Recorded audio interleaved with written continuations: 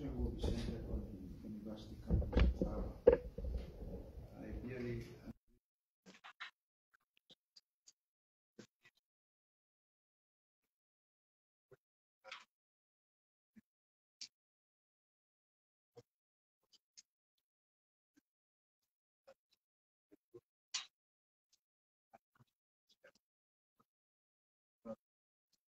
here I am asking where I even former minister, I timelines are big, but I think where they are trying to problem like let's say in agreement if this time again we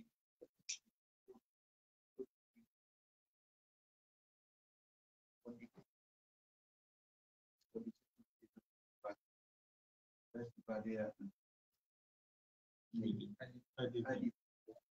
consultants that we always recommend the provision of the reform always one. And I'm suggesting to at least hire local internal consultants that have better guide in direct. But looking at the funds that we have given, will be now that we are in 20 years, commodity cost and the labor cost might not be. And this is what is to keep down that congestion in class to university, which I was a victim of. And again, I university was this.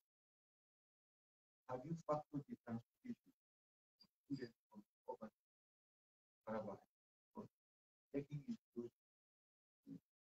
locally the transportation flow? In fact, from Florida to Paraguay, the transportation the food was serving the university. Not enough.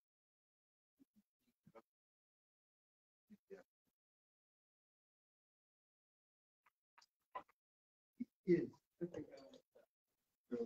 concerns are very genuine. And just yesterday, I received the contractor. I reaffirmed what I told him and the letter that he wrote, because we do not want to go back.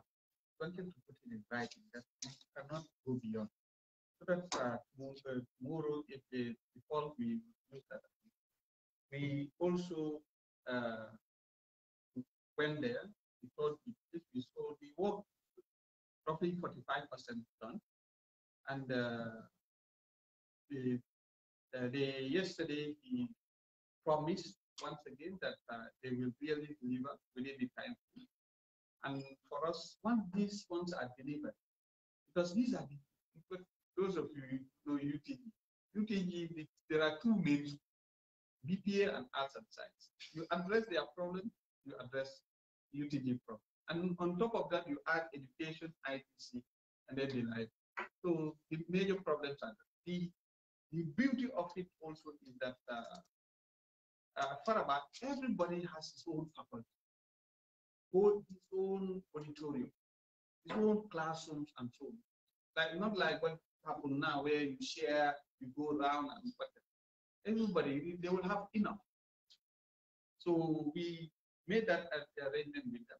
And the funding part also, that's for lot 2. Yes, that one is IDB and BADIA, 7 million from IDB and 50 million from BADIA. But that one, as I said, it will come to you for application before we'll start. But that one, it will take 18 months. That's why it's about 2020. But this one, the funding is there. What they will normally use is because of delays here and there, they need to be paid. I said that one, there was an agreement that says that you have the financial muscle to go ahead And even if there's something that we will pay you after, but you cannot use that against the Gambia. We will not use it. And we will do everything possible because they know to do so. It's going to create a lot of. Right now, there's no space at UTC. Anything we are renting at now, main hall, GTMI hall, and Emujan Theatre. That's millions. Just to rent. Brikama, we want to rent, but there's nowhere. You see, you have the money to rent, but there's nowhere. And it tells you that there's a big problem that we need to address. So the transportation also, it is factored in. That one to really work on it. Right now they have 8 buses, but some have some breakdown. They will need to really address those issues, and it will be shuttling between Faraba and Brikama. But in the long run, because the transportation issue will be minimized, because there's also the conditional package as a third category. The conditional package was originally to build dormitories and other facilities within campus, and that is through loans and so. But as a ministry now, we decided we don't think it would be good for this country for us to go for a loan for the dormitories. We want to go for a PPP, okay? Invite the private sector. But strategically, as a ministry, we're going to give preference to social security for the dormitories. We have the designs, we show them the plans and so on. But if they agree, they can build. And where they stop, we now extend it to the private sector for them also to build. We will now negotiate with them, and they will have a reasonable price for the students to stay and use. That's what happens in other countries. And up to a particular a certain number of years, then now the building will belong to the University of Ghana.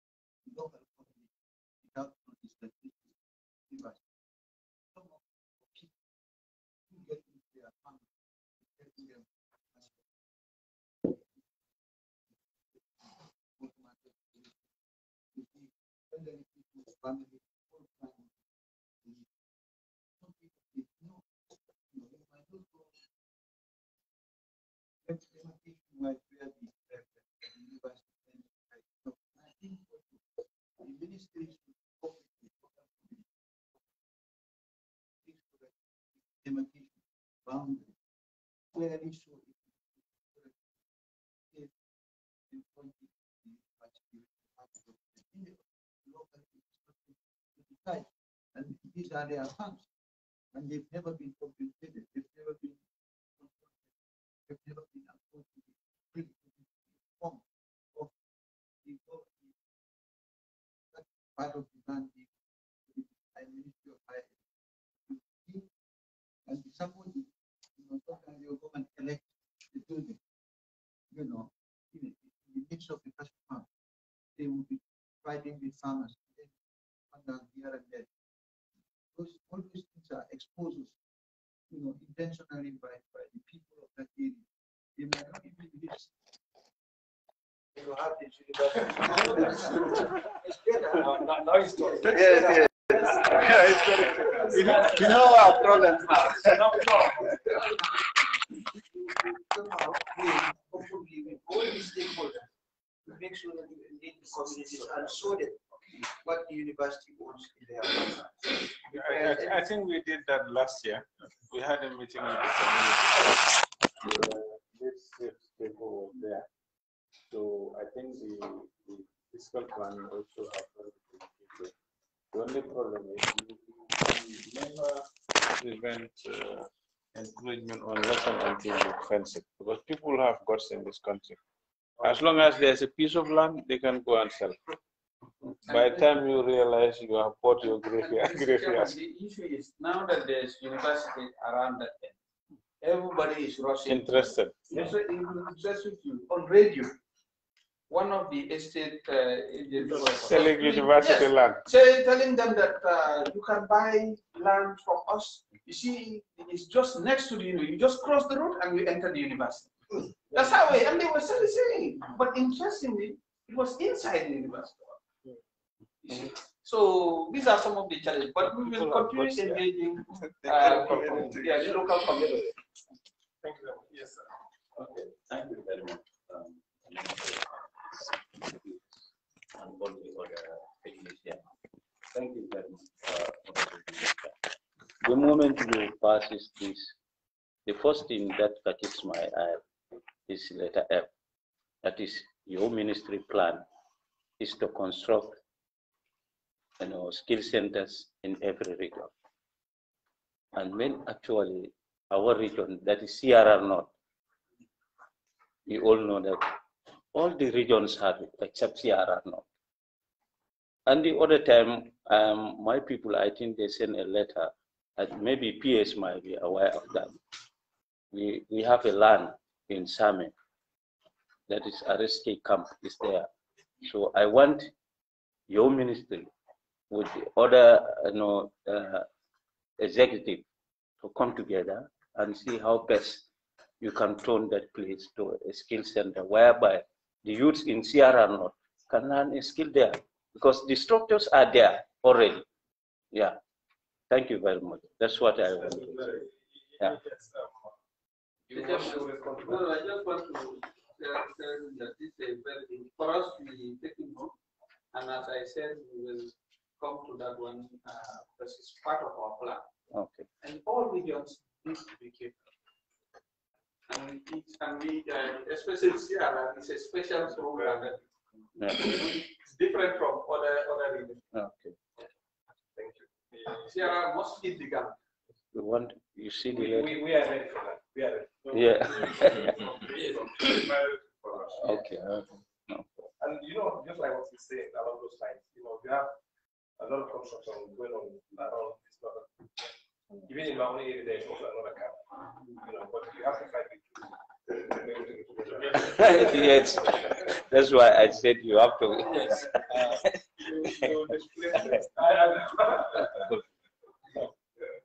Thank you very much, Chair. Sorry for coming late. I know I communicated. I also have to engage. It's indeed great to higher education. Although a seasonal professor at the university, when we were there, it was a tough time. Even classroom size, a whole lot of things was a problem. I think gradually they're improving, though there's still room of improvement. I have two main issues. One at the higher education at the university, and the other one at Tibet. I've seen also this Al Hikma University for female. I think it's around Talending. Not long ago, I think three weeks ago, I visited the university, but they had a lot of crying that they were asking for. Before the then government, they were giving the full license to operate.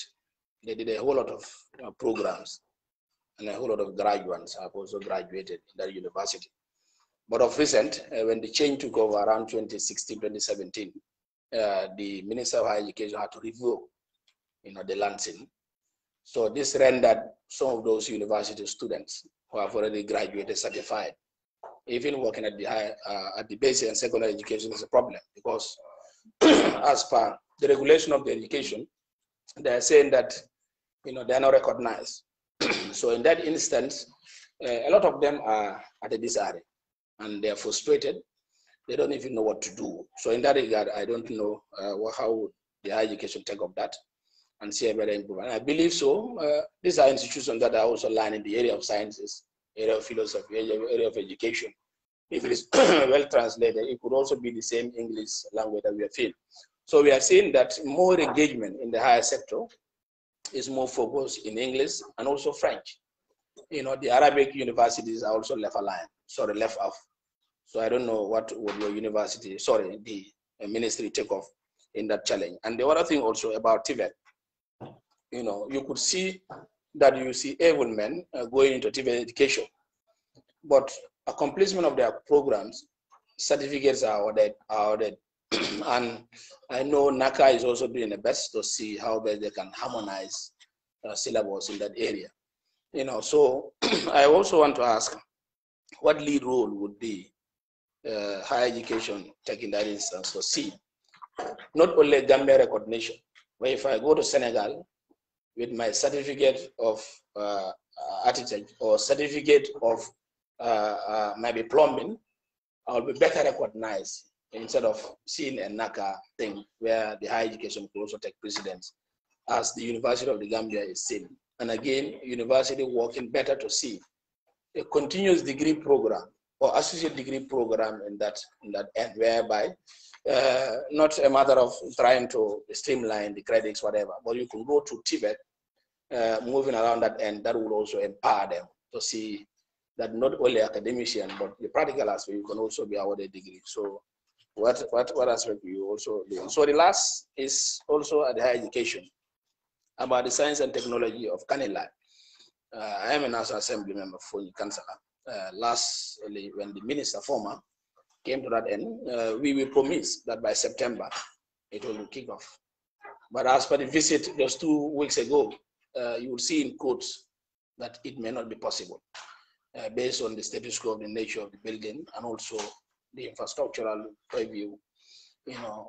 Indications showing it's going to be very tough to see it done. And the last is, as my honorable member has just indicated, that every constituency or region planning to see Tibet institution, though the like of Ndemban is at high year, but it's not up to operations are expected. We also have one where the road constructors guide, very beautiful, even if properly managed by higher education, could even kickstart by September, different from the Kanilai Science and Technology, just adjacent to the road in Kanfenda itself. A big vacuum, well-equipped offices, buildings, just like the refurbishment little. I think decentralization could also be done. Looking at the capacity of the entire Funis, where you have a lot of high schools, a lot of junior secondary schools, could venture into those Tibet education. So I believe so. Lastly, I've engaged the youths of Kanfenda and the Alcalo, seeing a potential where we could seek for donor agencies like YEB, Youth Empowerment Project, GIZ, though I'm also assisting a trainer. I've engaged a lot of those activities, and also the talkies, to see where we could also potentially gain funds to see a satellite training to kickstart. But believing with the ministry could make an assessment harness to see, talk to the communities, and could be a better engagement of those people within the Funis. It's already established, an established fence, whatever ACs are there, electricity, you could see it there, but it's absolute. It's left, for a little bit years. So what plans do we think the higher education could take along that line? I thank you very much. Okay. Thank you very much. I think we've covered a lot of ground. So we will just make that, and just remember, let's remember we have two other ministries that we need to go with, and we also don't have the time. So exactly, yeah. So this is going to be the last meeting, and it's going to be allowed one of ministers. Well, thank you very much, Mr. Chairman, and thank you very much, honorable member for Kansala. And yes, the Campenda building, I haven't visited it, but I will definitely do my best to visit that place and see.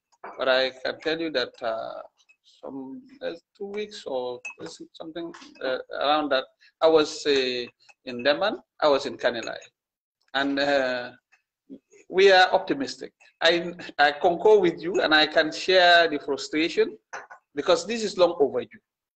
And that's we know, as you are very familiar with government system. We don't have all the money. You give us the money. So knowing very well that we don't have the money, so we've engaged MRC Holland, okay, and we went with Henrietta together to Ndeman and Kanilai. What we've agreed now is GTTI, because they are the custodians. They will be the custodians of these two centers. They will have to clear the ground, do the landscaping, and then now they hand over the site to MRC Holland. And it will interest you to know that for Kanilai, for instance, they've engaged some members of the community, because what we want to do is wherever we build these centers, there are certain jobs. You don't need to bring people from elsewhere. You need to employ the locals. So we don't want to wait also for Kanilai or Ndeman to be ready to start employing them. There's work to clear the ground, do the landscaping. So the contractor hired by MRC Holland team up with GTTI, because GTTI will be the one to foot the bill. Now they engage some people from the community who are now leveling the place, so that MRC Holland can operate very easily. The other thing also is we've all agreed with them that come September, October, they will be, the place will be ready, and we will start. Yes, there might be some areas that might not be ready because it's very expensive, but we will do it gradually. So that's what we can confirm to you. For Ndeman and Kanilai, this is very, very important. If you don't finish what we started, there's no way we should think of going elsewhere from zero to start building something. It's not possible. So that one is we feel that it is done, and MRC Holland has agreed. We've handed over the two sites. We've done the inventory. Even some tiles, remaining tiles that belong to us, are handed over to MRC Holland. Everything that was there that we could not finish because of financial reason are now given to MRC Holland. They are working on it for this. So Tibet, yes, we agree with you. For a long time, this country, as I said earlier on, has ignored that area. We felt that most of the time that Tibet is for dropouts. When people forget that these Tibet people, they earn more than me, the minister. You see, most of they don't know. What we earn and what they are getting is, you see, but it's difficult for people to understand, because it's the way maybe I dress up and so on. So it's different. Yes. So maybe that's the issue. And the Al-Hikma, that one, I have to be frank with you here. There are some institutions here. When NACA is, but it's not unique to the Gambia. Even other countries, for instance, even in Nigeria. There was a particular case, particular university. They do not have a library. So, but because the equivalent of NACA was going around to inspect them, so they went to another institution, get some books, borrow, put them in the library, so that when NACA come, they see that these books are there. So after a while, they return them. So here too, so there are some institutions, they don't have the personnel. You see, I attended meetings where I represented the University of the Gambia, and some were under my school, under me. And then they represent the other.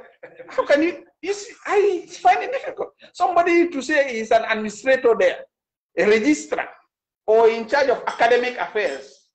You cannot have two full-time appointments. You get the point? And they rely heavily on UTG. You see, most of the truth be told, most of the private institutions in this country rely on UTG to teach for them or when they go for negotiations with the ministry, they take them along. Unfortunately for them now, because we know them, you see, so when that happens, sometimes it's difficult to really look at it for quality assurance purpose. But whoever meets the requirement, really NACA will give you the endorsement. Thank you. Thank you very much. So now we move to before you have a word. You have a word for who? The word of us. Go ahead. Thank you. Chair, for giving me the platform. Earlier on, I debated that we can't have both ministers here one day, 4 ministers. These are national matters. These are very important issues that we are discussing. And we need not to rush in it, to be very honest with you. And I have no cause to laugh in any way, because we have no reason to laugh. The country, we are seeing the situation that we are in, and these issues are very important and serious. The election of the Minister of Higher Education and all other ministries. Here we are as a nation. What will take us forward? We are at least better. We have proper things to put on, and our people are down there. That is what should be in the back of our minds as we sit here. So it is important that we look at the issue of Faber Campus, as Honorable Minister guided him, the issue of Kanilai and Demban Training Center, Mansa Konko and Julangi. These are important things. And then by September, we call you here also to ask the Minister how far have we gone. You understand? We expect those institutions to be in function, because we are not a parliament that will just come and tell us this and that, and at the end of the day, we will not take you into account whatever you need to say. So by September, we expect to call you here and then assess you how far have we gone, what did we achieve, and what we could not achieve. What is the way forward? I thank you. That is the only comment I have, because of the time is not there, as my chair rightly said. No, I know, it's okay. It's fine. But Honorable, I also want like you to also go and look at the budget for the ministries as well. And you can actually understand. If they are not working on it, the fact of the matter, the fact of the matter, Honorable, yes, is that also we don't have any resources, I can tell you. But what we are doing, we are trying to mobilize on our own, even outside the budget. Now, why September 2022 is there? Yes, that's what I'm saying. What we've done is, we know that, Mr. Chairman, we know that, no, Honorable, we know that this is very important, and we concur with you. But we know that we are not given that money.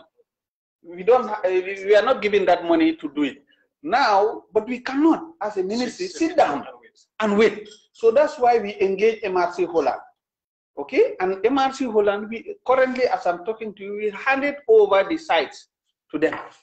We are now waiting for September, October, for them to give us the keys, and then we do the inauguration.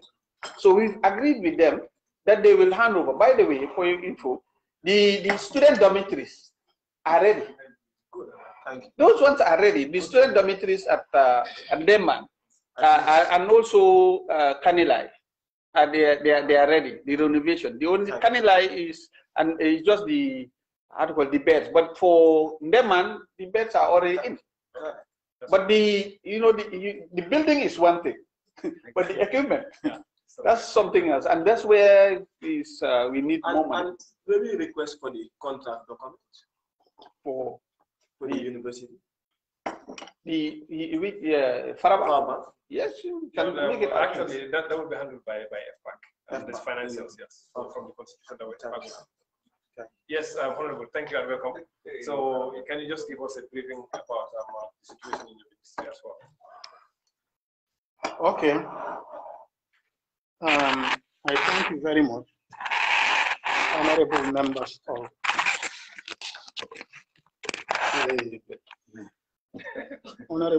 of the Assembly. With us at the Ministry of Information, we are trying to set the stage to make the public understand, as well as actors within the system of media, that we are now calling for an advocacy for a shift in paradigm from a paradigm that was confrontational to one that would be complementing each other. We realized for a long time that the media in the Gambia, with government organs, especially security, had been very confrontational. The reasons could be many, probably because the relationship is not defined by the actors. The relationships might have been defined by third parties, because taking conditions constant everywhere, we believe that as born Gambians, every Gambian would want the prosperity of the Gambia. And how do we achieve that? The actors within the system in the Gambia, so long as they are relating with one another, must harmonize their relationship. So that is one thing we are working on. To achieve this, we feel it is important to see the work environment of all the actors in the media. Consequently, we have decided to embark on tour, and we are visiting radio stations in their different categories, from the national broadcaster to private and as well as community radio stations. The objective of visiting them is not only to familiarize ourselves with what occurs, but to understand the dynamics in which they operate and see how much we can relate with them in order to enhance the general working environment. We have done this, and we have found it quite interesting.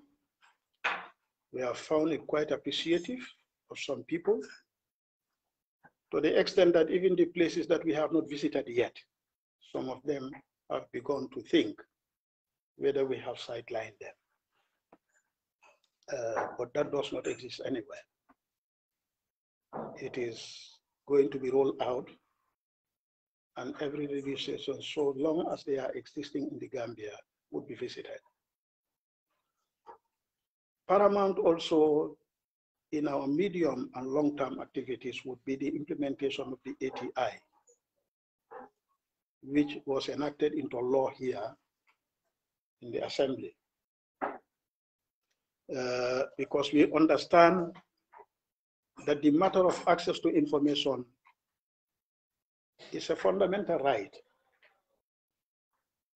that actors in government must be accountable to the people.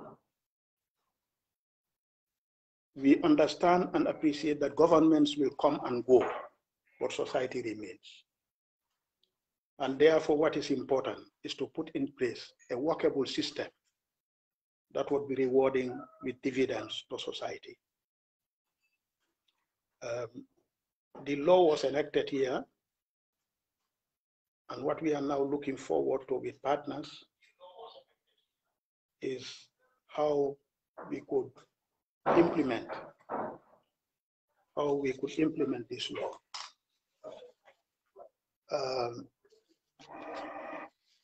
Alongside this, we are also trying to settle. Since the decoupling of the two ministries, you will remember that the Ministry of Information was going alongside with communication infrastructure. But in the recent, they have been decoupled. The decoupling actually entails a lot of administrative issues that we are now working on in order to get ourselves settled.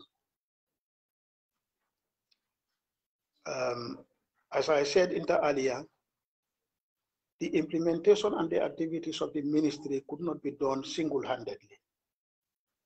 We therefore require the intervention of traditional development partners, such as the World Bank. We've had some meetings with them. the objective of which is to sell to them the package that we have, especially with the ATI law, considering the different component activities that would have to be done for the implementation to take effect. So these are some of the activities that since our appointment we have been engaged on. We know that the media area is not a confined area. It is not so simple, especially in a developing democracy.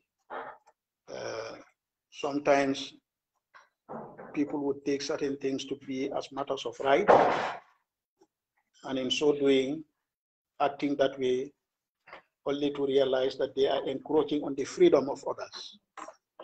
So, honorable members, this is what we at the Ministry of Information are doing.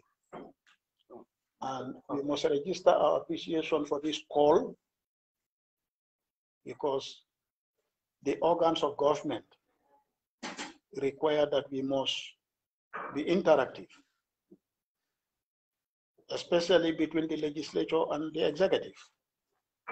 In the exercise of your oversight functions, it is important that actors understand that to some degree we are answerable to you. And that is what for now, what I have to say. When Honorable Professor was presenting, I remembered Pandon Denjai, who was one time principal of Gambia College, what he had said. He said, when there is a gathering of educationists, the commonest sickness is verbal diarrhea. Yes, my permanent secretary is informing me about it is also within the package of implementing the ATI law. It is only a component of it, that is the Media Commission. This would be the structure that would be responsible for the continuous registration and administration of complaints from individual interested persons on matters relating to the media. It is just a component of it. Yes. Thank you. Members, do you have any question? Yes. Yes, go ahead. The new minister, thank you very much. Thank you. Also, a seasonal community, I can even say group.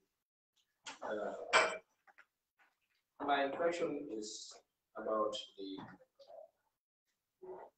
area of digitalization in terms of technology and economic empowerment. When you look at the status quo of the country now, you realize that the internet is a big challenge. Can you reserve that question for the digital economy guys? It's not digital economy. No. Communication. It's information. Exactly. Okay. No, I thought it's digital. Okay. Okay, I thought it's communication. Yes. So I think the access to information will it be implemented ministry or just access to information? Access to information. All information matters are central and core to the Ministry of Information. When there are gaps on legal issues, the Ministry of Justice will come into the scene. But it is the core function of the Ministry of Information to deal with all matters related to information. And inclusive in them is the ATI law implementation. Okay.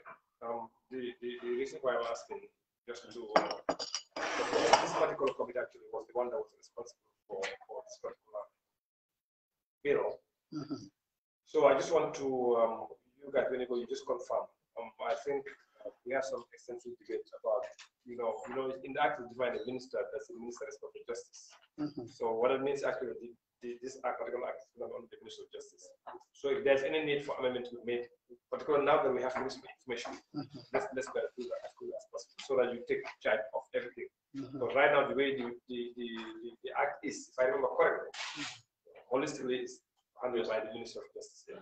But I think there's a need, you confirm, but especially on the definition, where it's defined minister, is the Minister for Justice. So if there's a need for us to, I mean, you can just. Okay. So that will be direct to you. That will be taken note Not of. to give this leg, this one there, and then you take the other leg. No, okay. Yeah, exactly.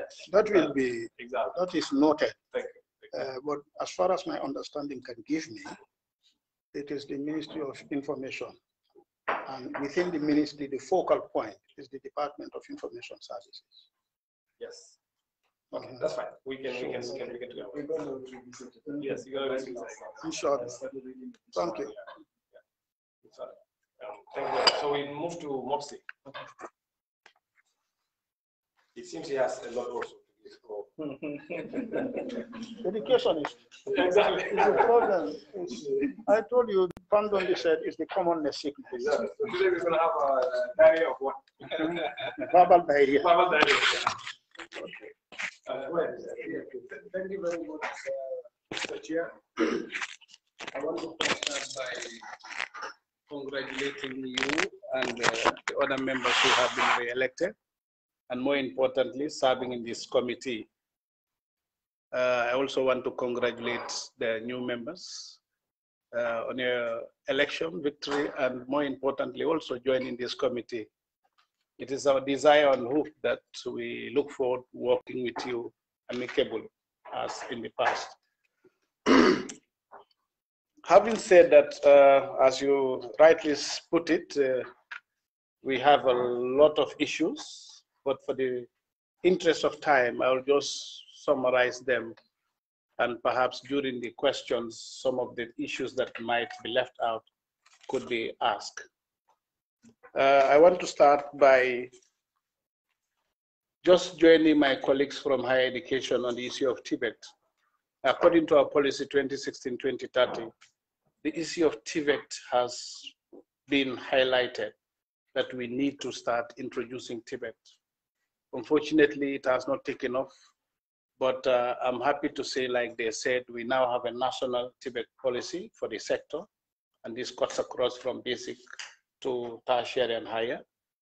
And we also have the concepts being built in our curriculum so that students could be exposed to the concept of Tibet from the early grade of grade 4, not to wait till when they get to senior secondary school before they start learning. The reason for that is to ensure that the students are given at least options as to the pathway, as the Honorable Minister of Higher Education, Professor Gomez, have said.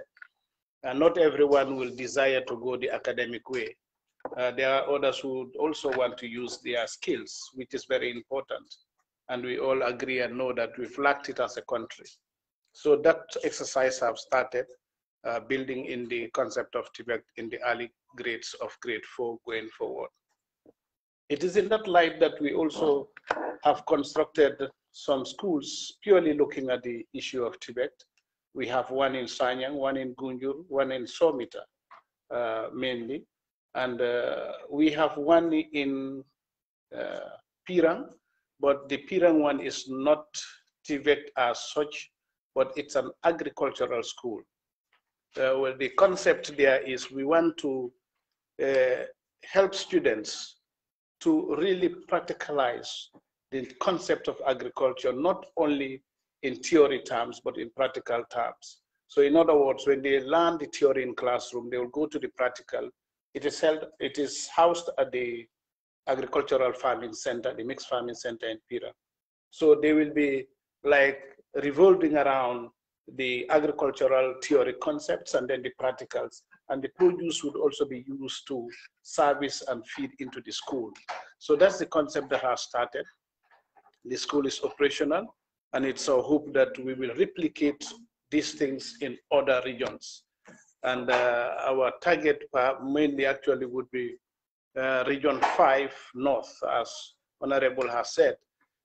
We must agree if we really want to move on as a country, we need to pay special concentration on Region 5, both the North and the South.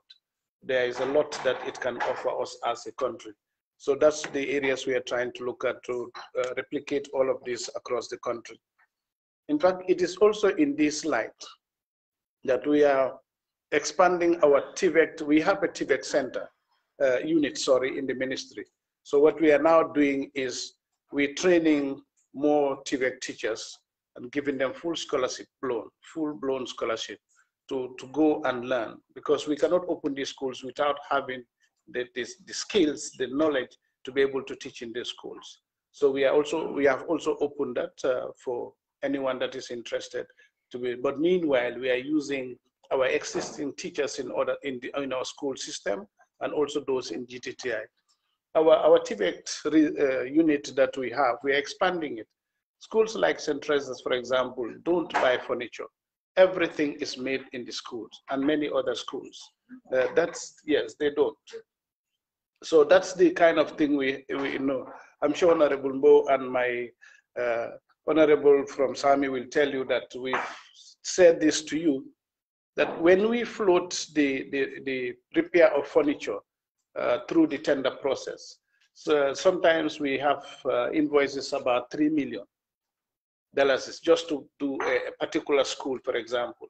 But when we use our TVET unit, what we do is we just buy the materials and just pay for the workmanship that they do. So from 3 million, sometimes we get down to 400,000.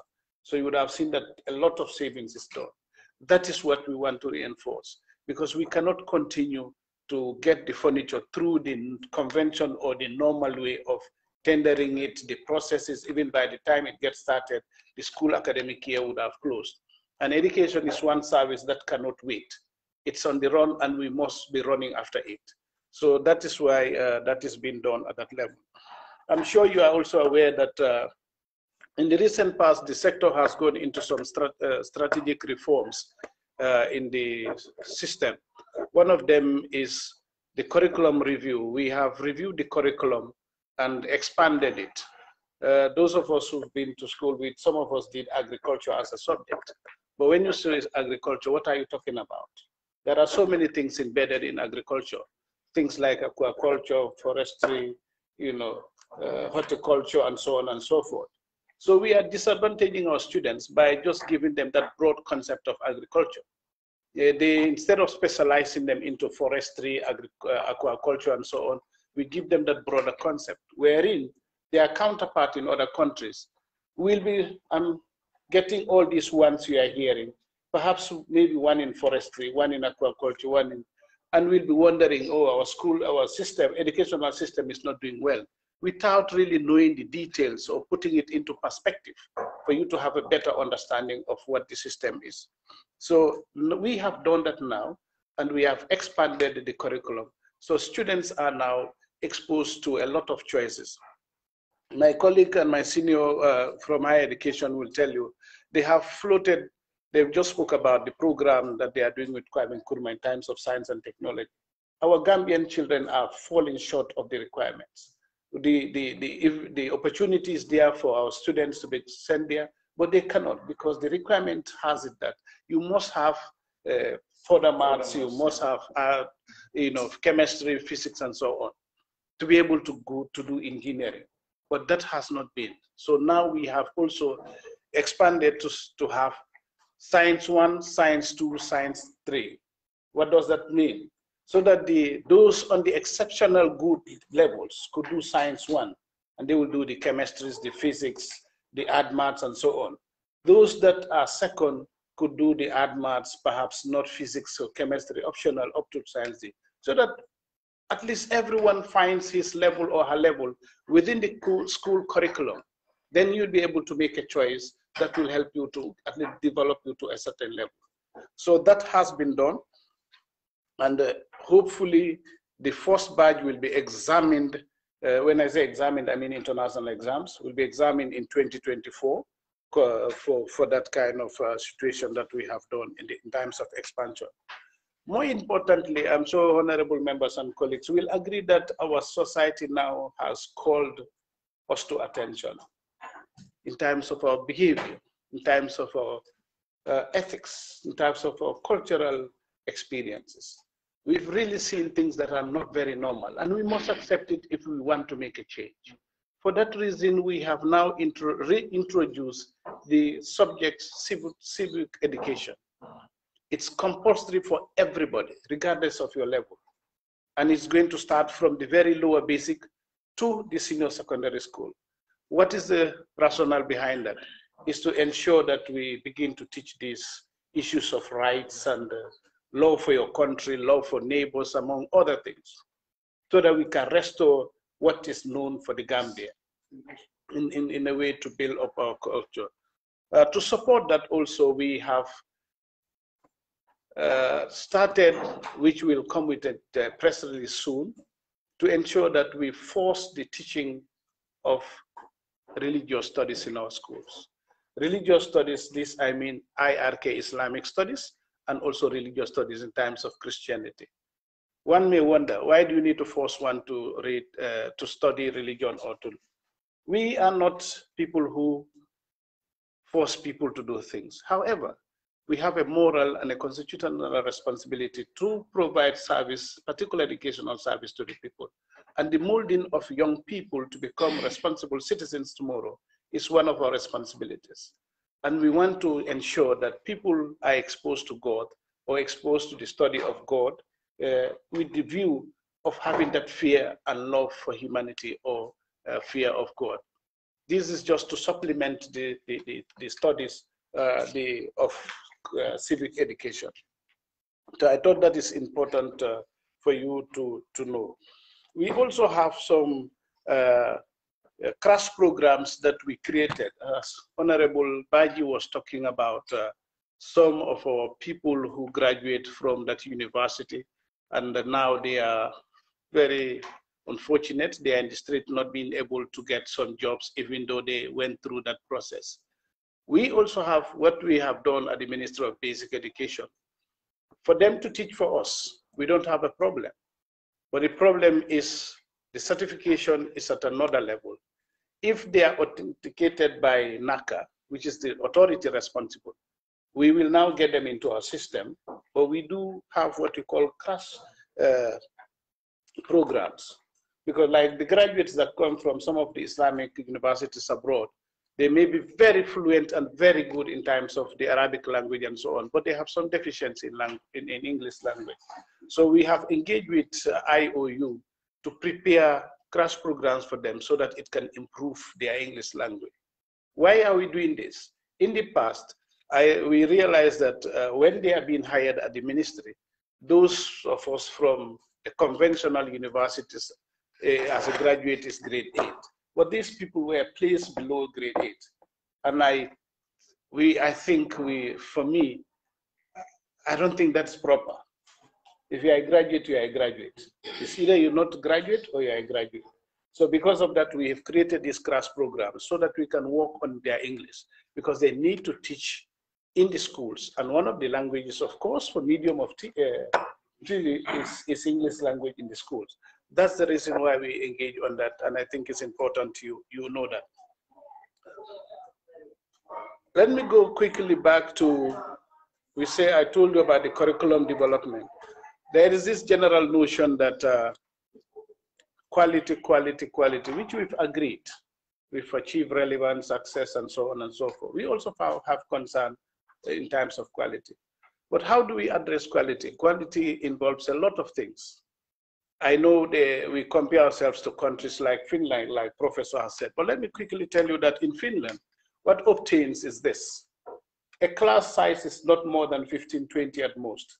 And in that class size, you have 3 teachers, 3 highly qualified, minimum bachelor's degrees, but most of them are all master's degree. So it is just not qualifications in terms of what we do, or what we concentrate on here. No. There are other things that are responsible. What is important or desired is the time contact, the contact that the teacher and the students have.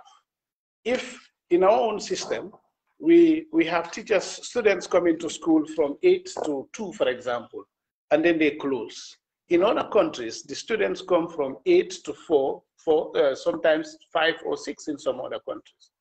Somebody who has that access with his tutor will naturally, of course, perform better than you do. But we are challenged in our own situation because, one, we do not have the classrooms to accommodate that. We do not also have the teaching and learning materials. We do not also have the teachers. If we want to do all of this, these are additional costs that will get into the budget to be able to get all of this. And a clear classical example is Bundum. I like using Bundum because I have, in the Bundum primary school, lower basic, we have we have what we call the proper and the annex. If you put the two of them together, you have about 7,000 students in the two. But I would urge some of us to make a try. Drive around that area or walk around that area within school hours. You will find children in the streets. And if you do, you should be able to ask yourself, why are these school-going age children not in classrooms, but they're in school? Meaning they cannot be accommodated. And that's the reason why we have a lot of pocket schools or private schools or even ECD in state. So we now want to build a school there. And I'm sure even if we do tomorrow, it will be filled. But another challenge we have is land. Land, we don't. New Joshuan, Serakunda Primary, the same. We have a challenge. Anybody from Kandiba, we had to go and fold the other structures to build up new structures to make them vertical to be able to accommodate. We know Iwo Town, New Joshua, and Kandiba, and that area is growing fast. So we still don't have land. Just for us to have an idea of what we do. But supporting all these reforms that we are doing is we have a TV, a MOPSI TV. The reason for the TV is purely for educational services, no other reason. Of course, as we grow, if there is need to use it to generate funds to plow back in the education sector, but it's primarily for educational service delivery. But we have a challenge because we all know how expensive TV is. It helped us through the COVID, during the COVID, in which it was operational, but now it's off operations. Now, as a substitute to that, we also introduce what we call community radios. So I'm happy to inform this group that as we talk, we have 5 community radios, and we are ready for operations. One, His Honorable Minister and my colleague here grants me the license and the frequency to operate. Why, the reason for these radios, like I said again, is to be able to air our lessons at all times, so that students are exposed or can interact with lessons, not only within the confines of the classroom, but also outside the classroom, because we want to make sure that they interact with this. Supporting that is SD cards. We have produced cards, SD cards, and put the content, particularly for the upper basic and the senior secondary schools, because these are examination class, so that they can interact. You can use it with or without internet. It is both on and offline facility, so students can use it. And this, I want to stress, honorably, this would interest you. During the Fonyi crisis,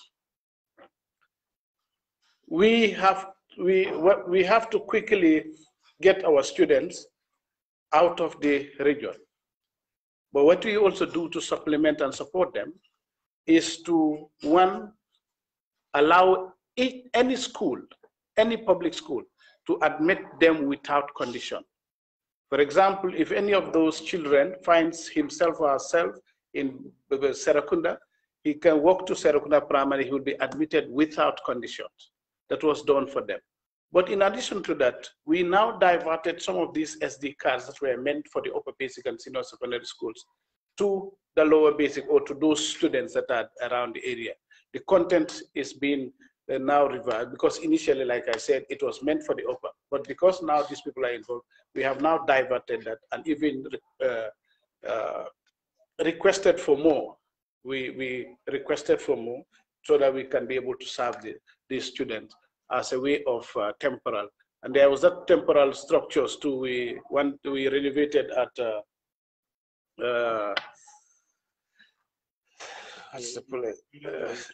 in Fonyi.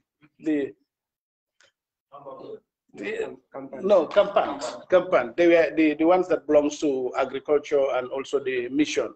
Yes, just to make sure that we temporarily house the students and even the teachers, because they express, especially the teachers, they express the fear of staying in the quarters. We said now you can teach there, and then we'll give you these places to do as a temporal measure until a solution is found out there. So the issue of ICT, they will speak about it, but it's of interest to MOPSI because we are rolling out. We've taken equipment, ICT equipment like laptops, like tablets to our students. But we cannot do digital learning or e-learning without ICT. And we really would like to work with our colleagues to ensure that the provisions of internet across the country would really serve our purpose as we want to expand on that. We've done what we call one computer, one school. Each of the schools is provided a computer. The reason for this is real-time data, so that they can collect data in either absenteeism, attendance, and some other issues. And they are all given mobile phones. So they can send that information at any given point that is requested, all across it. And there are plans to have one teacher, one computer, one laptop. The reason again is to ensure that we have timely and also real-time learning. Teacher competency tests. I want to bring this to the attention of this committee. Quality, quality, quality. What we have also decided to do at the ministry is, yes, let's look at how we've been doing business, like Prof have said, over the years. What has it brought us? What yield has it provided us? So for that reason, we had a trial on teacher competency tests. What is the teacher competency test? What we do is, if a teacher, for example, in the PTC, let's put it so that we all understand, PTC, you are at PTC, you are taught to be able to teach from grade 1 to 6. So when you are taught that curriculum at that level, at the end of that program, colleague may finish with you and certify you. However, for you to be able to teach in our public schools, you are subjected to do what we call a competency test. These competency tests are questions drawn on the subject area you have been taught one, and also on the subject area you would have examined your students as a teacher. I teach grade 3. I would have examined my student on grade 3 content. So the competency test that is also given to me as a teacher is based on that same content. So it's not something that is higher than the levels, no. So we've done the trial 2 years ago, we've done one. We are doing one, we are preparing to have one. And this one, we want to test it in terms of employment into our system. Those who don't pass have an opportunity to correct it, or somehow, how would I put it, to ensure that they work on it to be able to pass one. Well, the question one would ask is, yes, if you are doing it now to these ones, what happens to those of us who have passed some years ago? Yes, you have passed. What we intend to do is, if you have passed, you must be at a level now. For you to move from that level to another in terms of promotion and so on, you must be subjected to some form of competency test at that level. In that way, at some point, everyone would have been able to go through some form. The rationale behind all of this is to work towards addressing our concern of quality education. Because you cannot be teaching students something that you yourself do not matter. And I think, honorable members, you may find time we can share these findings with you in terms of the scripts that were marked, for you to have an idea and appreciate the efforts that are being put together to help us grow as a country or as a sector. Because we really need to address quality and standards if we really mean business, like all of us are saying. So maybe in short, All of this can all be achieved if we have the financial support. I appreciate the honestly, I mentioned it to somebody. I remember last year, Honorable Bo will remember, Parliament, particularly this committee, were in session from 9 a.m. to 4 p.m. the next day. And they were all there to support. For me, that was marvelous and tremendous. I must continue to recognize them and appreciate you. And they were all canvassing for not only education, but all other sectors. And that for me, that is national service. That is good for society. That's good for country. Because if we have the tools that we need to be able to produce, then we can be held accountable. And anyone that fails to live to expectation, then could be challenged. I think I will stop. I will stop here, and then perhaps the others could be addressed through the questions and answers. Thank you very much. Yeah, good afternoon to you. I think we have to speak our problems in the Region 3 as well. The Honorable Permanent Secretary. I was a teacher in the Region 3, and then I still see myself as a head teacher because education is my concern, definitely. But far back last year, there was a wind storm that erupted and then causes a lot of destruction in the schools in that region, particular region 3. And up to date, as I can understand, that problem is still there. It is not addressed. So I don't know what your ministry is definitely doing in order to put up that problem. Because if you visit some of the schools in Region 3, definitely the condition there is unbearable. And then we are advocating for quality. So obviously in that condition, to have quality education, this is going to be very, very, very difficult. So the Honorable Permanent Secretary, well, I don't know, but because it has taken a long time since last year, rainy season, up to now, nothing absolutely has been done. So that's my question. I don't know what your department is doing to put up that problem. Thank you. Thank you very much. Thank you very much, Honorable Member. Let me start by saying I'm fully aware of what you have just mentioned.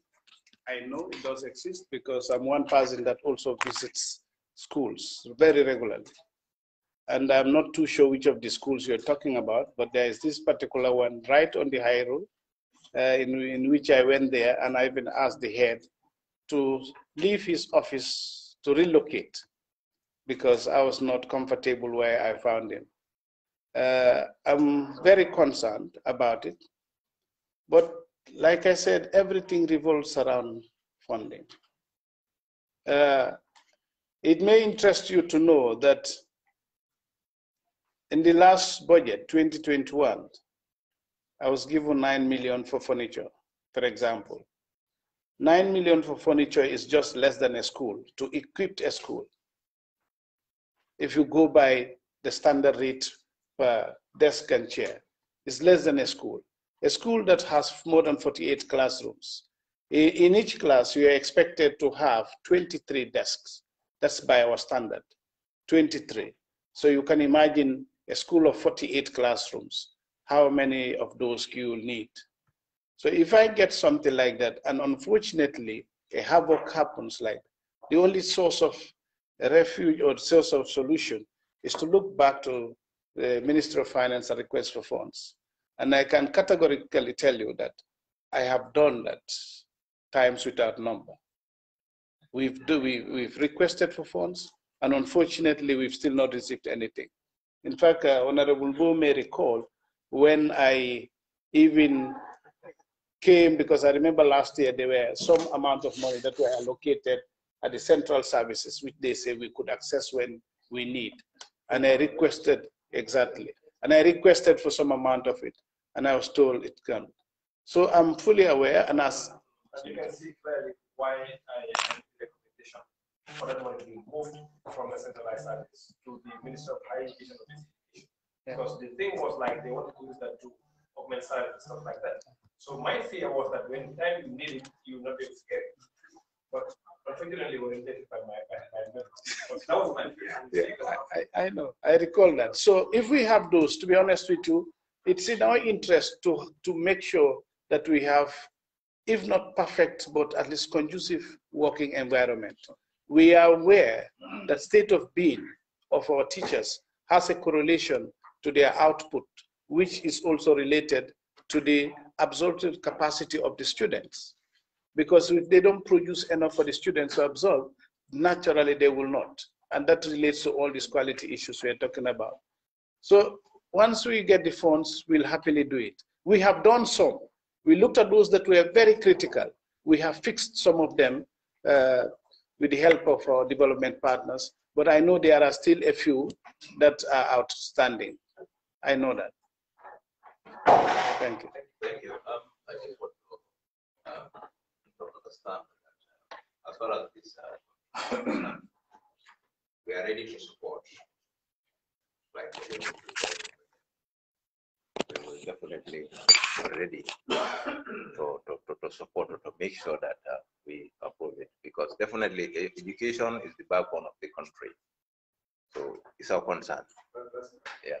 But also at the level of cabinet, your business is here to start to ensure that what's because the issue we have is once the cabinet they come here, then it makes it more difficult for us.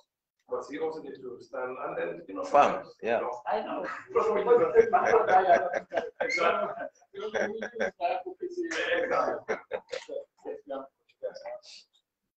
Thank you so much, fellow members, and my able permanent secretary.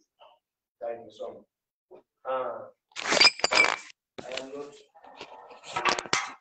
I'm not used to going into lengthy questions. My question is, you mentioned a few schools here, that is Somita SSS, and you have Sanyang and Gunjur. Yes, these schools are functioning, but for Somita and Gunjur, they are yet to move into the new building. So, and where they are, they're actually not comfortable, especially that of Somita. As we speak now, they are going into exams. And if one is to a chair, they will not actually fit where they are. So how far? Because according to this document that I'm seeing here, they have written to you jointly, to your ministry, jointly written to you, to tell you about the shortcomings that they have. Like in Gunjur Senior Secondary School, they have a borehole dog, which means the water is in supply, you understand? But then in Somita, the borehole is there, but then no solar system. They don't have the solar panel, and the furniture also. Furniture is another problem. So when you come to Sanyang, there is a borehole that is dug, and the toilets are not in good use. For that Sanyang, the toilets are not in good use, or they could not use the toilet. So I definitely want to know, what is your ministry doing to get them into the new buildings, and where the problem actually lies? Secondly, you mentioned about Kappa, Tambakunda, and other schools during the time of the conflict. Those schools those students were not going to school for almost 1.5 months or 2 months. I am not sure that what you have come up as a solution is not, I'm not sure it's the best solution for it. What I believe is like, we could have remedied the situation better by providing extra study classes for them, and have them during the summer holidays to go on study classes, wherein we have to pay teachers some amount of money to your question is getting very the long. lost hours. Yeah. Thank you. Now let me stop here. Okay. Thank you. Thank you very very much, Vice Chair. To start with the first ones, the three schools that I've mentioned, like you rightly put it, I'm aware that the issue they have, all of them in common, is water issue. We've been battling out with the contractor in terms of getting the right water system in place. I'm sure you will know that generally, most of the boreholes that we have across the country are beginning to fail us. And we cannot continue to put boreholes just in the name of boreholes. After a few months of use, they then run into problems. So there were some boreholes that were suggested. And based on the technical advice we got, we realized that they are not the best. So we insisted that it's better that we struggle with the water system and get the right boreholes than getting just a quick fix. And in the long run, it will affect us. Generally, that's what they have. But in terms of furniture, for the three schools, they have no furniture issue because every new school that we build will have furniture. So it's either the furniture is not yet supplied because they are not in operation yet, but not because they have furniture. They will always be provided furniture. Every new school that is built, a part of the contract is to get furniture into the school or into the classrooms. Yes, that is in the case of that. With the issue of Kappa, I understand. You see, unfortunately, the Kappa issue is not an educational issue alone. Because until we have a permanent solution for that problem, it will be challenging. Yes, we are affected because we have our schools right there and our students are moving. The reason for pushing the Gabeke exams and the NAT, which would have been held last month to July after the Togoski, is because we wanted to give them extra time. We are aware that they've lost time. And that's why we insisted, since the Gabeke and NAT is an exams that we can control internally. Control by this, I mean, we can reschedule the date. It's not an external exams that would have to be sat to by other countries on the same day. That's the reason we moved it to July, just to give some time for these people to catch up. It may not be perhaps the best or the most appropriate, but I think for a start, it wasn't bad to get these people done. And in terms of the extra classes, yes, our teachers are more than willing to have these extra classes. But I want us to be careful. The issue of security is a challenge. My teachers formed a delegation. In fact, I had to come to Region 2 to meet them. And they expressed concern over their security. They are not ready to go in. And naturally, this is human life and these are people. So we have that challenge. We've engaged with them, but they are willing to do it.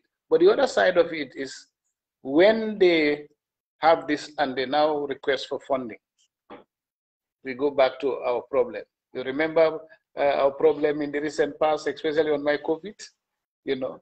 So these are a few challenges. And if we don't have support on this, we will have a problem. But I am. But for the issue of the funding, we could discuss that at one point in time. Yes. No, I don't have a problem. For me, if you give me problems, my teachers are. Yeah, my teachers are more than willing. Yes. That's not in our hands. The only thing I wanted to highlight also the Ministry of was some of the things that your minister may not be competent in terms of this board. Just to suggest maybe perhaps you need to collaborate with the Minister of Water Resources because that's their domain and they will be able to advise you and they'll be able to ensure that the proper boards are dug. Like the issue also with the Minister of Agriculture, you know, they have projects doing road construction instead of liaising with the Minister of Transport.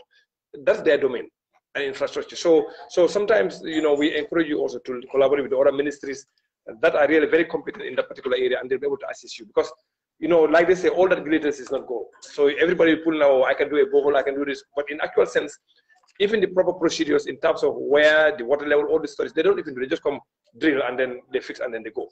And sometimes also the members of parliament, they are expert in these areas now because exactly. So sometimes even the pump that actually lifts the water is the main issue, not even the water table or whatever it is. So all those things, only the water resources should be able to help you to ensure that you get value for money. So I encourage you to do more collaboration in that particular area. Yes, sir. Thank you.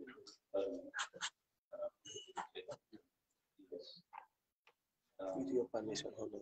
I remember in those days, 50s, there was a subject called civic in the secondary schools. People used to do it at the secondary school.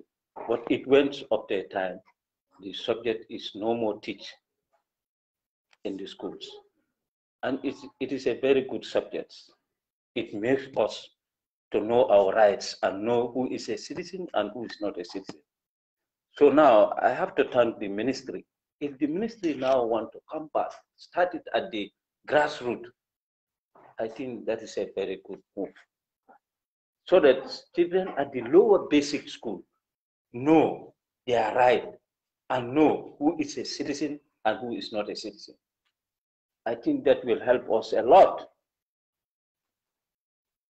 So all the deliberation that you made, there is one thing that I don't hear, that is the general welfare of teachers.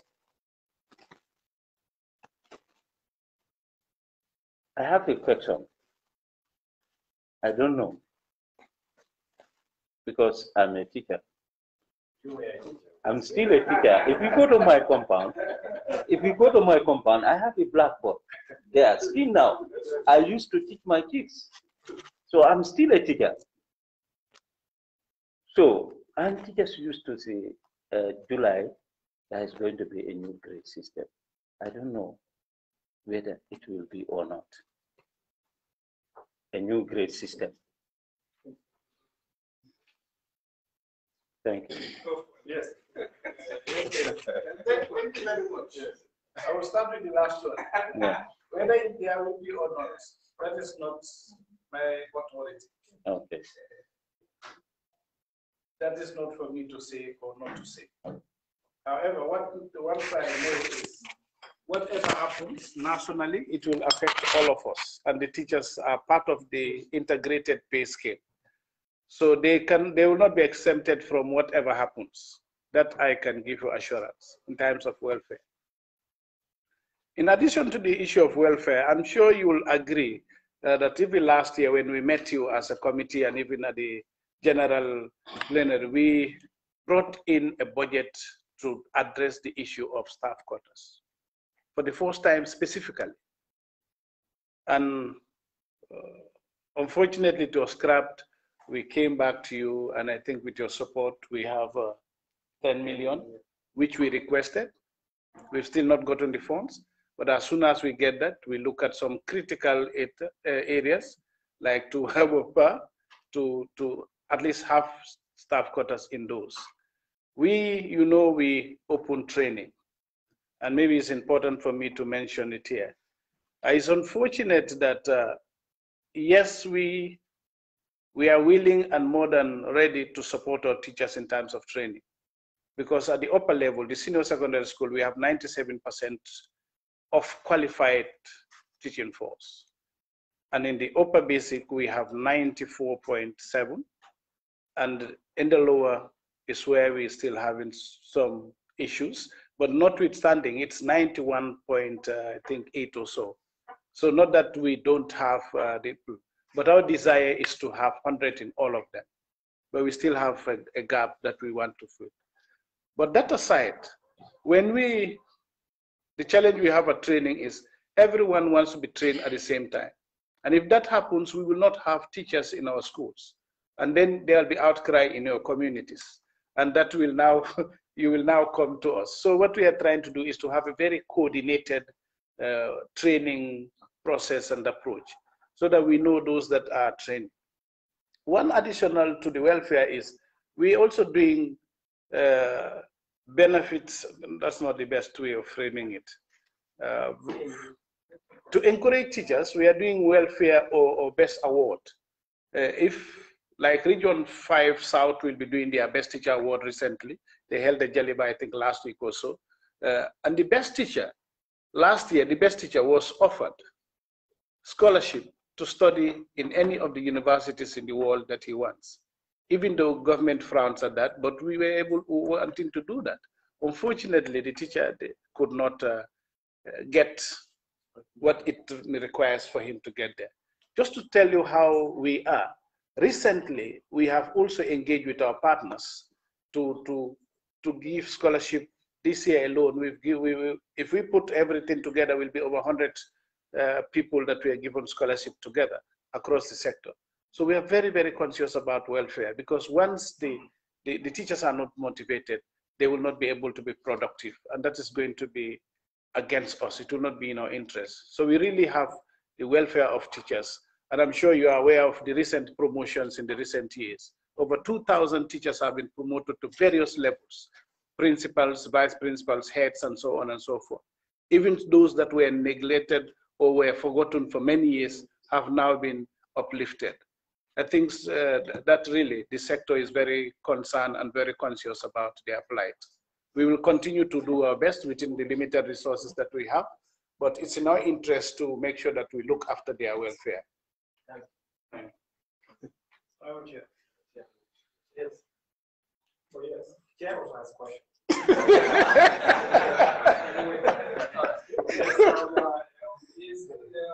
I put a bit about the need for the ministry to also start thinking of computerizing schools, because this is the only country where somebody will go through high school in government schools, and you graduate and you are unable to use a computer.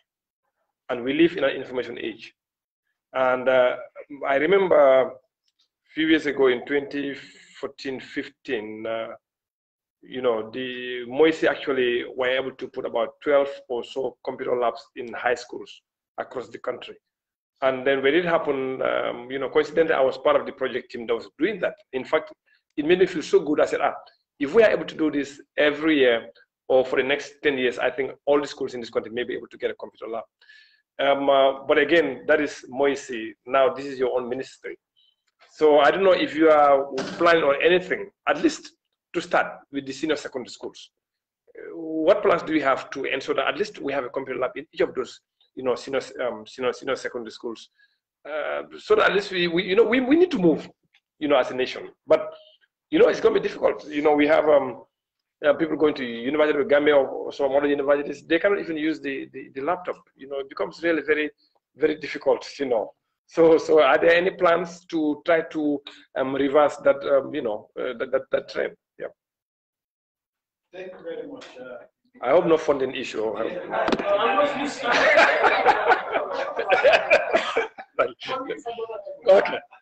Very good. Say that in your initial concern about collaboration with other sectors, we have always been collaborating with water resources.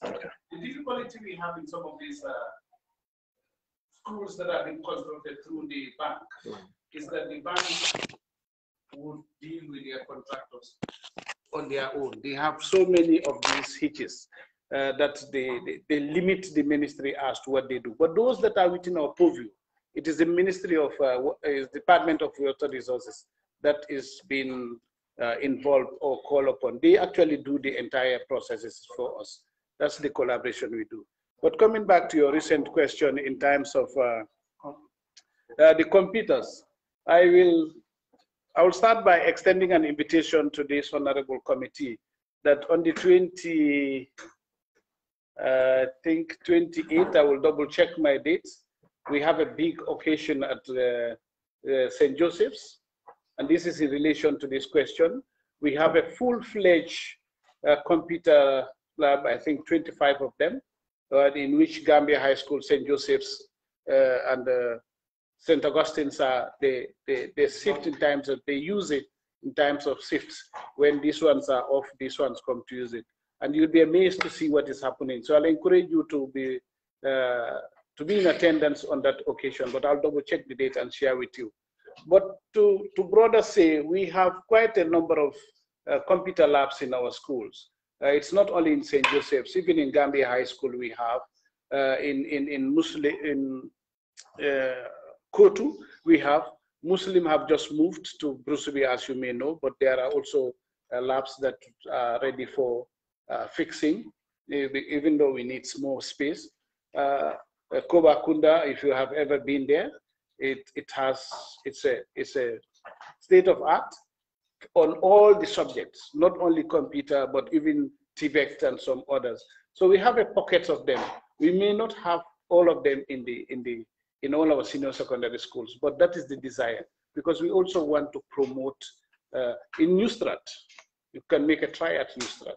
You have also full-fledged computers. So we are aware and we are working towards within our limited resources to ensure that we get that, because the COVID has taught us that we cannot be active players without the ICT now. We cannot. No matter what we do, we still have to do it. And that's the reason I said they should help us with internet connection, the ministry, so that we can also expand on those. You get the connection now, so what now? No, we get some, there are some machines that we have. Yes, there are a few machines. Yes, thank you very much. Yes, it's a great move that I think you've mentioned about these religious studies. Some of us, we started at the mission school, whereby both the Islamic and the Christian aspect, you're compelled to at least find as a core of it, and it has definitely paid off. The move is good, but not only trying to initiate for a compulsory aspect of it. Well, in code, you also look at the allocated time. You imagine maths maybe have a double period, but either Christian or religious studies, 30 minutes. What do you expect that individual will learn for 6 years or maybe 3 years? It's a problem. So if it could also be a call to make sure a time is increased, could also better enhance and be educative to change that mode of that individual to become better in any of these two fields. So I think you can also consider in that line. The other thing that I've also mentioned of the last crisis in phone, what happened, we fully monitoring that area, but instances that you said, allocation were done in Kampant, a lot of Buyam, it was never implemented better, because the reason being is the number of students. And again, talking of Buyam, you have the populated school, and you have one catchment area that will also join the populated. For example, you have 150 in a class.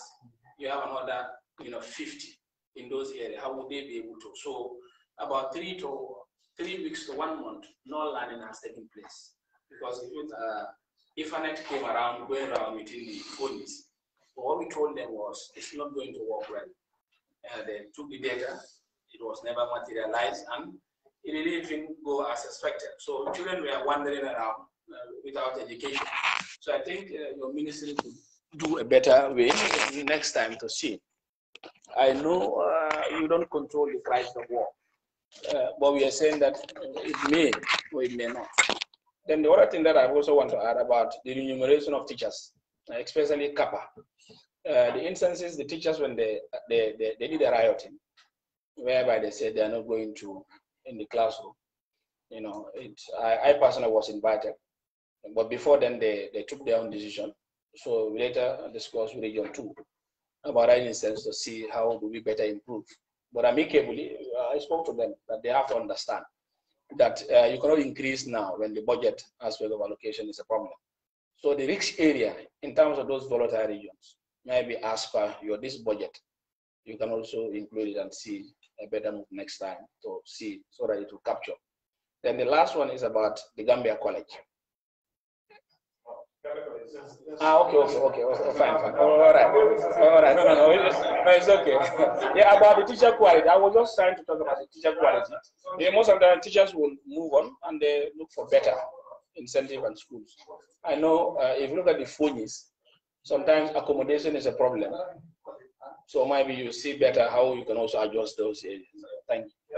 Yes, what we're going to do is we're going to ask the can just because we are here and this stuff is over. Yes. You know, we care for our staff. What do we do? So we can be quick and then you wanted to come in. So go ahead. Yes. Yes.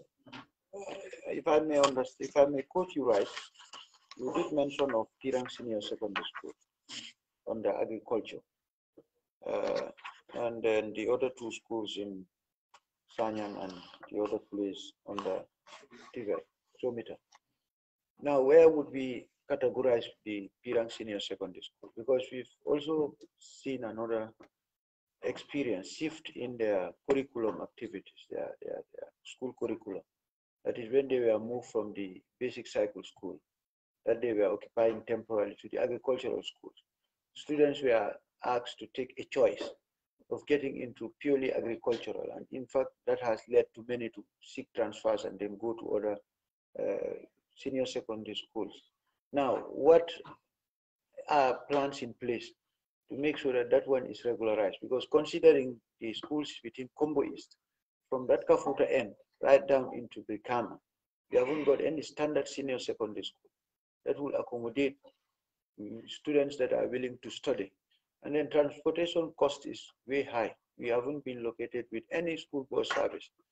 So looking into that now, parents are considering that school to be purely agricultural, as we will be considering Jinoy or other places.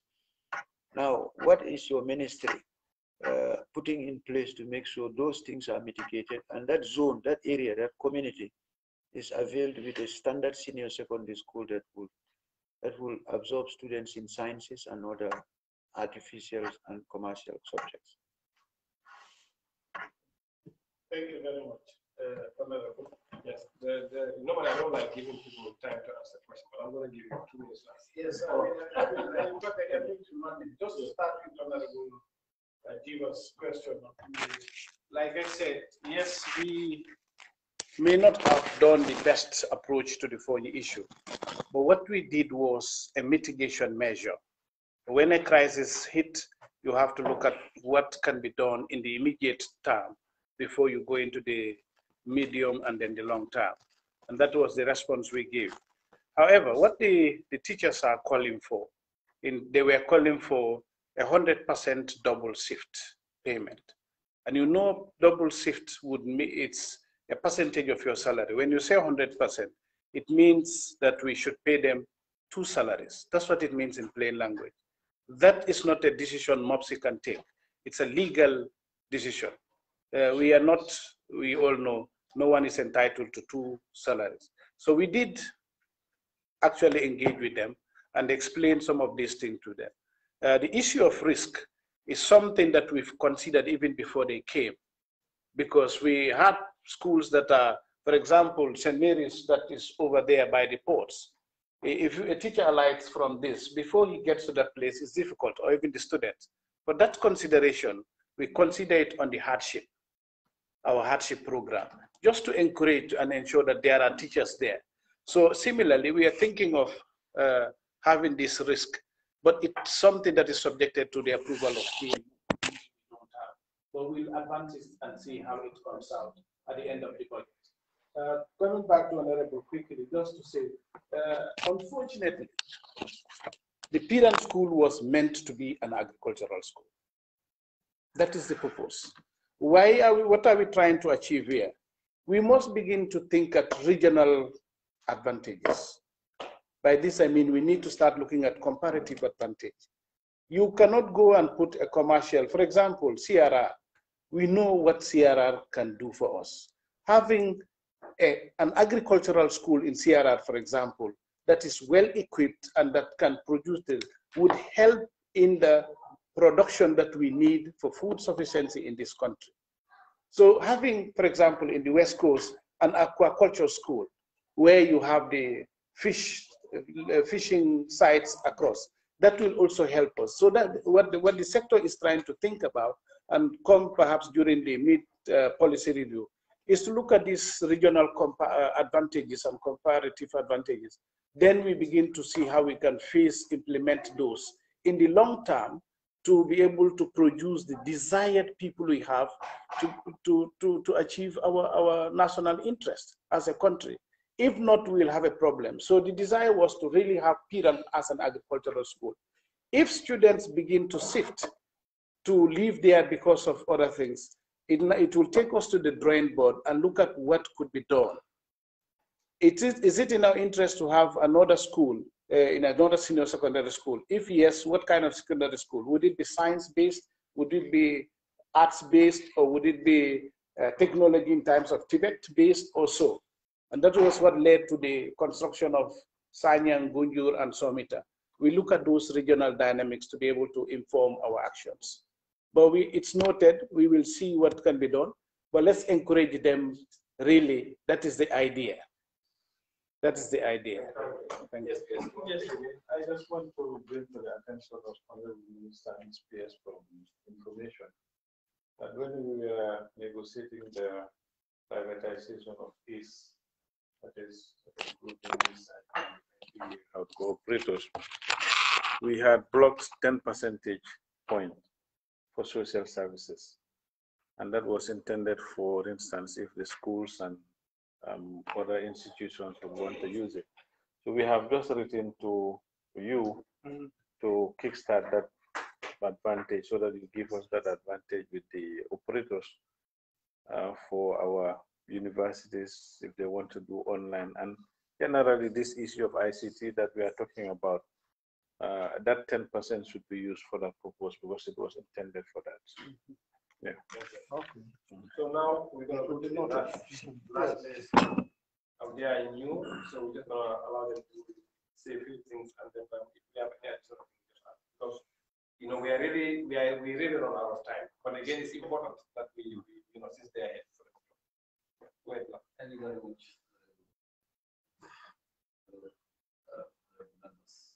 So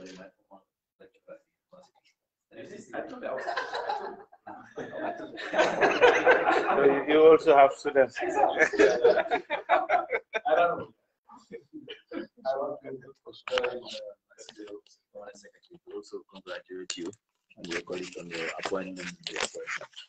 Actually, our ministry is, well, the digital economy is new, but we have been around. That's the Ministry of Information and Communication Infrastructure. And from the President's pronouncement, the Director of ICT, which was under the ministry now, is transformed as the Ministry of Communications and Digital Economy. So over the years, we've been doing a lot of ICT activities, as you are aware, in your last term. And among them, primarily is we have the ICT 4D master plan that was developed in 2018 to 2028. Right now, we are halfway into the plan.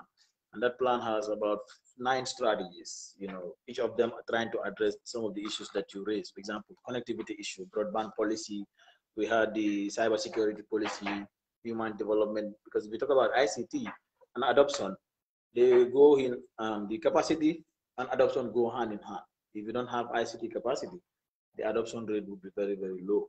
For that reason, we had policies like, for example, the youth and women development empowerment policy, promoting technology like the STIs, because we know ICT is used in all these areas. I'm glad the Honorable Permanent Secretary also mentioned that you can't do anything now without ICTs. And then that's where, we are. So we're also glad with the recent decoupling of the 2 ministries, and that alone will give us a lot of spotlight. ICT has been shadowed for a long time by information, which is a very important ministry. But as you know, we were just behind information and so on. So with this policy pronouncement, we receive it with joy, and we think it can actually put ICT where it is supposed to be in terms of government policies and strategies.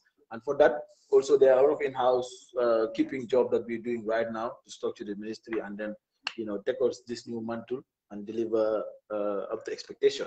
So over the years, what is more prominent right now with the implementation of the strategy, we're also doing a very important task, that is the review of the IC Act.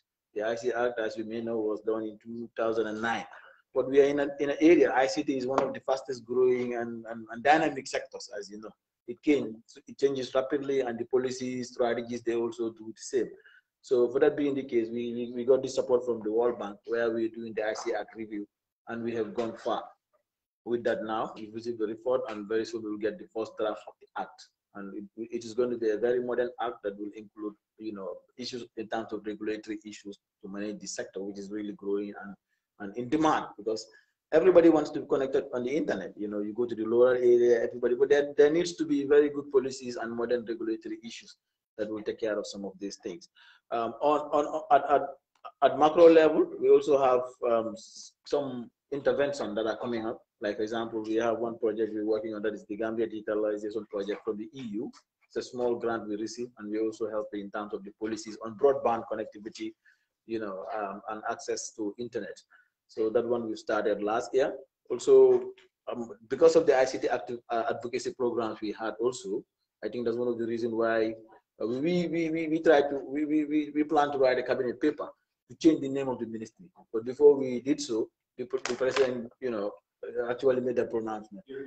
Give us our independence, which was very welcome, because we've been doing a lot of advocacies to put ICT on top there, as one of the very important sectors that can change the economy. And of course it has, because with ICT you can solve unemployment, you can make work faster, efficient, and reliable. You can list, and it goes on, and you can actually apply it in every sector of the economy: agriculture, education, every problem. You can use ICT to solve it, and we've learned that it's one way to leapfrog. And if you look at now the service, the amount of contribution of ICT in the service sector is increasing each and every day. We are putting a lot of money into even the money that government collects, just with in terms of ICT. Yes, close to $400 million. I think this next after petroleum. And that is just services. So I think if we put more effort and more policies and strategies, a country like Gambia, we can develop the capacity and even export it. We've seen in India, most of the programmers, they're Indians.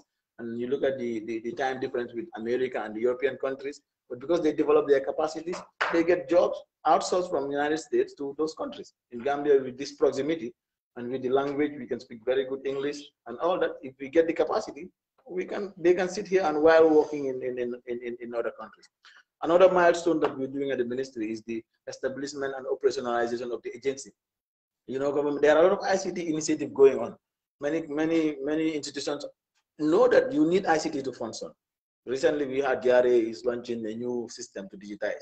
Next minute, now we will be launching a new system, and so on. And so all these public institutions are launching systems. No proper coordination mechanism in terms of how they're implementing the systems and what they do, and so on and so on. So we needed an agency. And in 2021, the ICT agency was established. And now I'm glad to report that they also have started work. The board has been inaugurated, and now they are working on the remuneration for the Director General and to employ the Director General and then start work so that they can, work on the ICT issues. At a different level, you mentioned about the giving internet to schools and the just capacity, and the senior PS also mentioned it, which is very good. And I think the only thing that is not happening is collaboration. But this capacity is there. Right now, we are using government capacity to even give internet to the Minister of Finance at Kuarangul, even officer of the President. And before they were paying Gamtel or QCell to give them internet. But now we've moved them to the GovNet, we call it. And now we're giving them government capacity for free. In a couple of years, we embarked on Land for MDAs, where we are giving all the MDAs fiber. We also embarked on, after the second phase was the connectivity, to give them internet from government capacity. So I think that shouldn't be a problem. And recently, we also have the wireless microwave that we provide dongles. Before it was limited because we had only few base stations around Combo. But now we're doing a second project where we're going to extend it up to Basse. So we have 4 other sites. And this can also increase the access to schools. Schools can connect on this platform for free, and they don't have to pay anything, and because of the available. So I think with collaboration and discussion, this can happen, and most of the schools around these areas could be provided with internet. I think the other